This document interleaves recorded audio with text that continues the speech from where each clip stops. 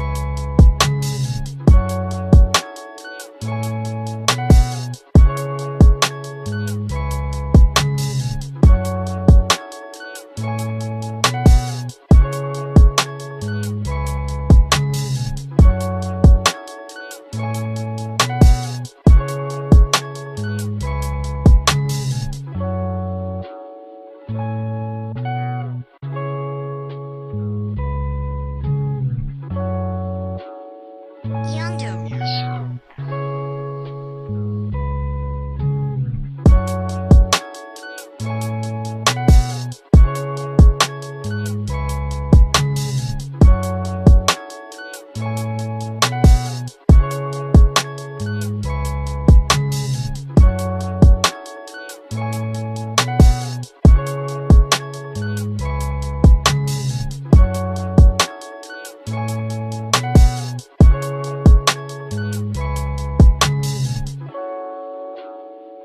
Yonder Music.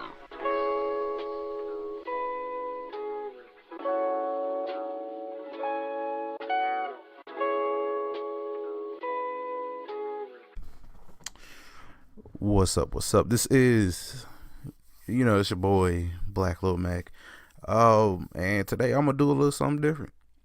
Just look at the camera, look me and my shit. I'm gonna do a little something different. I got my do rag on and everything, looking like a scrub. But I'm gonna do something different. I'm gonna do something a little different from this point on, and hopefully it does work. See us here. I have my OBS system here. I'm gonna probably cut a lot of this out, but seeing as though this is a good way for me to get the view of and kind of the portrayal of what I really be doing and seeing outside of like just you hearing me talk. So from here on forward, this is what I'm gonna be doing. I gotta figure out how to do it more consistently, and then I'll learn how to do it, and it's just kind of like a test on it. All right, but regardless of that, as I talked about last week in episode 10, we talked about mental health. At first, we was going to talk about being a black nerd, but this time we're talking about mental health, and it's something that's really detrimental to the black experience. And the reason is because I don't want anybody to take offense to this, but in the black community, it's very hard to get past mental health in general. So it's not one of those things that we have pure access to. It's not one of those things that it's like ready, willing, and able for us to even access. It's something we have to fight tooth and nail for, and it's really crazy.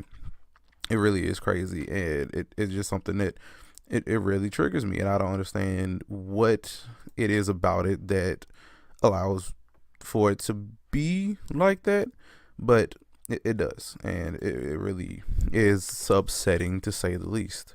So in this episode, what we're gonna do is color. We're gonna cover mental health issues in the black community, the reasoning behind it, the lack of access. We're gonna cover like a whole lot, and we're gonna introduce the next topic for next week in episode 11, which is, as you might have guessed it, might have peeked it, but colorism. It's something that is really, really starting to irk my nerves. It always has been irking my nerves. It always has been something that has gotten under my skin, but now it's becoming more prevalent, and now it's one of those things that I'm just not gonna stand by. I have a platform now, so I'm gonna talk about these things. I'm gonna talk about the lack of support that black people give other black people, the black community has for each other, due to the fact that we are currently in this mindset of you're light skinned and I'm dark skinned, so we can't be friends, or whatever the fuck kind of dumb shit is that.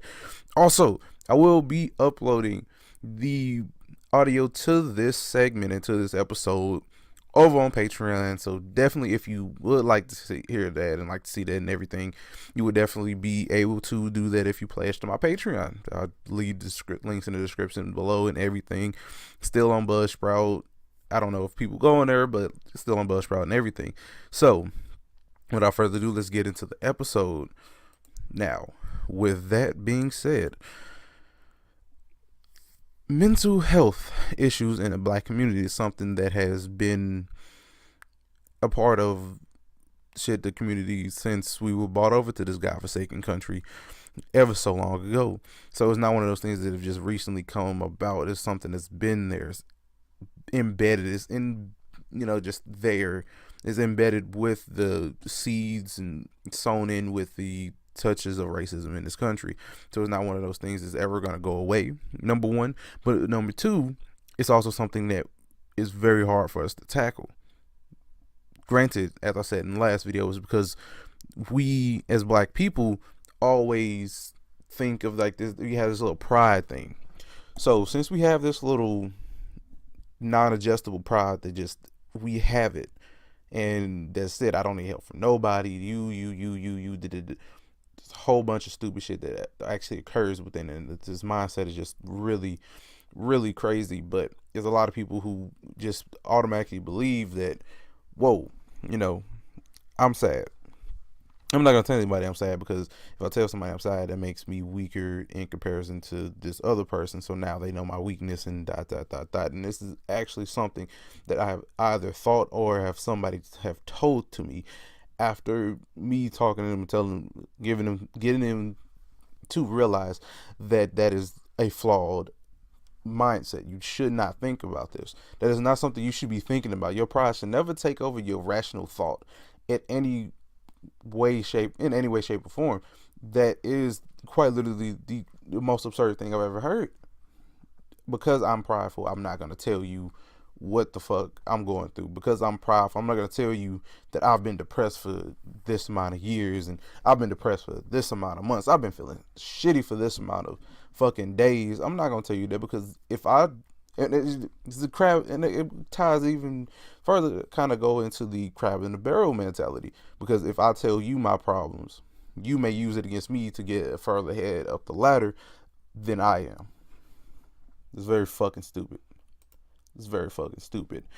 But to kind of give some clarification, it's the statistics, because the reason why I'm doing this, in all honesty, is to show you where my source material is from. Now, this is from the Center for Discovery article for earlier this year, February, a couple months ago, during Black History Month. So, as it says, mental illness without any further distinction affects 1 in 4 Americans.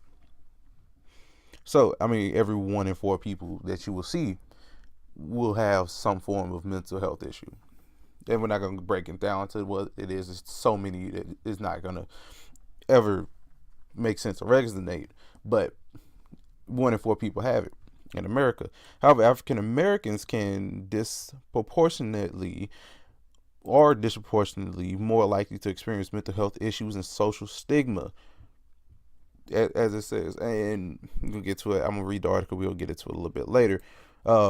Historical adversity, which includes slavery, sharecropping, and race-based exclusions from health, education, social, and economic resources, translate into a social economic dis disparities disparities experience. I don't know. Speech impediment or illiteracy. I don't know. Experienced by African Americans today.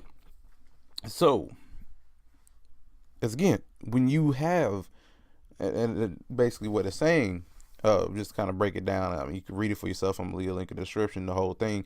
But basically, what it's saying that because of what has happened in the past, and because of what it was happened to us, we've never had that access to the means to get to a certain mental health institution, to get to the psych ward for, I mean, not psych ward is horrible, but to get to a psychiatrist, to get to somebody that can actually help us with our mental issues. Slavery was something that was it's something that still affects us to this day. Like 400 years of being told you ain't shit will actually start to stick. Like fucking 10 years, a decade of telling somebody they ain't shit, they're gonna start to believe it. So imagine 400 years of telling this same group of people that you ain't shit. You will never be shit. You are as much as I want you to be. And then explain to me how the hell did that translate into any type of mental issues. Want to know why? Want to know how it translates to mental issues? Because now you have an entire race of people who A, do not believe in themselves, and will never believe in themselves as long as they so shall live, as long as they actually listen to everybody else around them. B, you have a group of people who, with everything that goes on, destroys each other and destroys the community as fast as they can even attempt to build it up. And C, have a community of people who worship a white God or white depiction of God or whatever you want to call that form of religion that everybody seems to fucking flock to, that praises the white Jesus.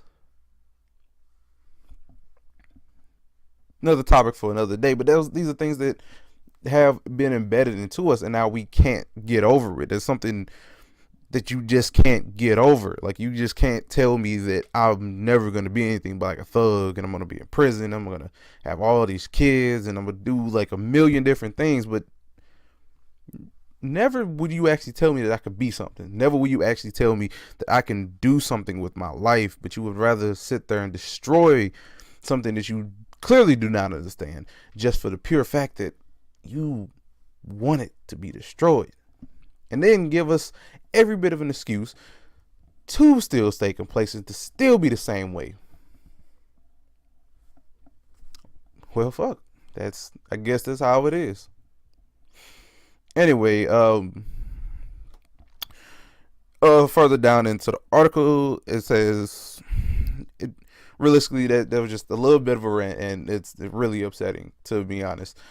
Just to kind of deviate from that, is mental health is a very serious issue, especially in the black community. While every 1 in 4 Americans may suffer for it, that I feel like that, if I'm not mistaken, we can get to the statistics, it doubles or triples in the black community, because almost every last person in the black community is either working a 9 to 5, unsatisfied with their life, unsatisfied with their position in the world, and it starts to do something to you when you look at the grand scheme of things. So we don't necessarily even have that form of like access to it to where we can get past that. And even if we do, it just makes 10 times to 100 to 200 times harder. It's fucking stupid. It's absolutely fucking stupid. But anyway, getting back to it. So the article goes on to say that a new study published in the International Journal of Health Services only further corroborates this fact that pretty much minorities, especially African Americans, can contribute to individuals not receive pretty much when you pretty much, okay, if you want me to say it, if you pretty much you're black, you're not going to get any type of mental health coverage because they don't fucking think you're crazy or you're not depressed. They're going to send you about your fucking way and you're going to brush it off like you're fine. Anyway, As statistics go, African Americans are also 20% more likely to experience mental health issues than the rest of the population. Going back to what I just said, 25% of African Americans seek treatment for mental health issues, compared to the 40% of white individuals. The reason for this drop includes mixed diagnosis from doctors, socioeconomic factors, and a lack of African American health professionals. For this specific instance, representation does matter. I wouldn't want to talk to a white person about my problems because you will never understand my problems. Like, I will never understand your problems. The biggest problem that we ever have is just that there's a barrier blocking everyone's view, because there's a white issue, then there's a black issue, and white people never understand black issues because they've never gone through the same thing. That's just how it is. So when you want to say that, oh, just go to a psychiatrist, motherfucker, how many black psychiatrists?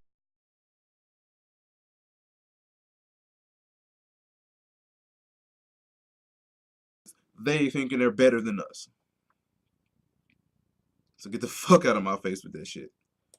Anyway, it goes further to say adults, black and / African American adults living below poverty are 3 times more likely to report severe psychological distress to those living above poverty.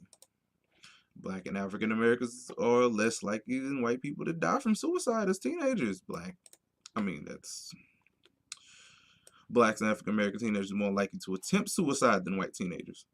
8.3% versus 6.2%. That's an entire 2.1% difference between the amount of attempted suicides in the black community versus in the white community. I don't know what to tell you. That's really shocking. It's very disgusting to even have read that. To even have thought or ascertained about reading that. It's fucking disgusting. Only 6.2% of psychiatrists, 5.6% of advanced practice psychiatric nurses, 12.6% of social workers, and 21.3% of psychiatrists are members of minority groups. Because, niggas, only thing they want to do is rap, sell drugs, or go to the NBA in that order. When the fuck did you dictate my fucking future? According to the National Association on Mental Illness, only 3.7% of members of the American Psychiatric Association and 1.5% of members of the American Psychological Association are black. So again, it brings me back to my question beforehand. Why would I want to talk to a white person about my problems in the black community? Or as a black man? Granted, that's their job. They're supposed to listen. They're supposed to actually pretend to give a damn. But you don't understand what I'm going through. You will never understand what I'm going through. And that's typically because you, yourself, do not care. In and of itself, you could sit there, you could have all these things painted in your head, this beautiful picture of how you want it to be, but at the end of the day, it's not.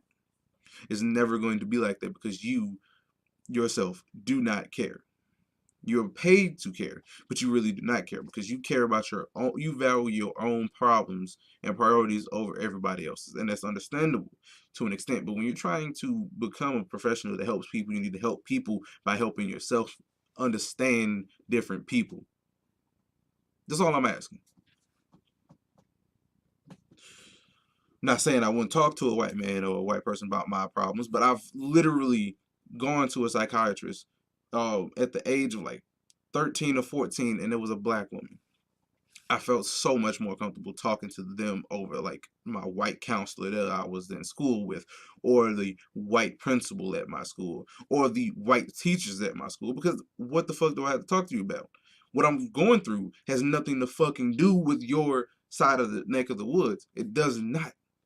So you have no right to tell me any fucking thing about what the hell I'm going through because you do not understand it. You will never understand it because you choose not to understand it.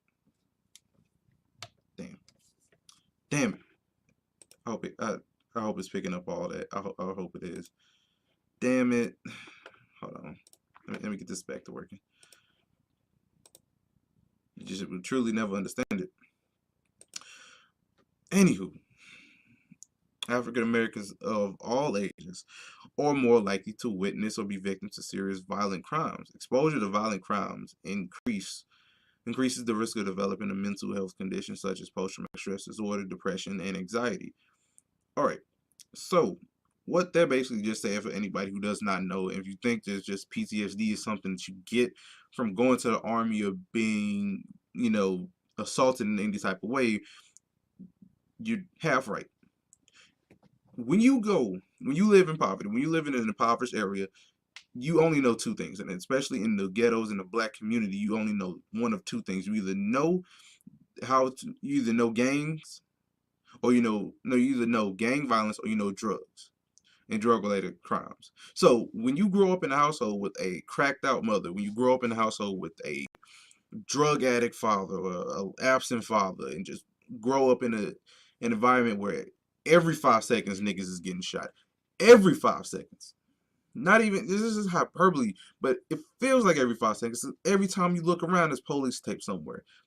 There's the ambulances, police. There's somebody sitting up there crying because their son or their daughter done being killed by some other motherfucker from the community for no reason. So what levels of post-traumatic stress disorder would that even pertain to, and why can't we get that from seeing that? There's literally like a fucking war zone in your backyard. Granted, you don't get to blow up shit. The shit doesn't blow up a good amount of time, but you still get to see what happens. You have to watch somebody you care about get killed, or somebody that somebody else cares about gets killed, and then that happens. That does something to you. Brings out depression. The fact of anxiety in the black community is atrocious. It's just because we don't get to interact with most people, because we're always divided. Either you're a black nerd and nobody fucks with you in high school because you're a fucking black nerd. You sit there and watch Naruto and all this other shit. Then come back 20 years later and actually doing something with your damn life, and now motherfuckers want to talk to you. Fuck you. Or that you a thug ass nigga that nobody wants to fucking talk to, but you just trying to find understanding because nobody wants to fucking understand you. Or you a single mother of 3 kids with nobody helping you, with little to no help, I may say. Dad's not in the house, or if dad is there, he's trying to be there, going through his own damn struggles, but nobody wants to see that. They want to see that mom is not doing what the hell mom's supposed to. When something goes wrong, mom has to be the fucking bearer of bad news. Mom has to be the fucking one that takes the blame. Never is it any way possible that the man takes the blame unless he's fucking there. And even if he's there, it's still the mom's fault. Or if you're fucking married, you still get some stigma. You still get some type of anxiety because everybody thinks that you think that you're better than them because you're married. Because you don't have 3 kids with like 3 different baby daddies and all this other shit.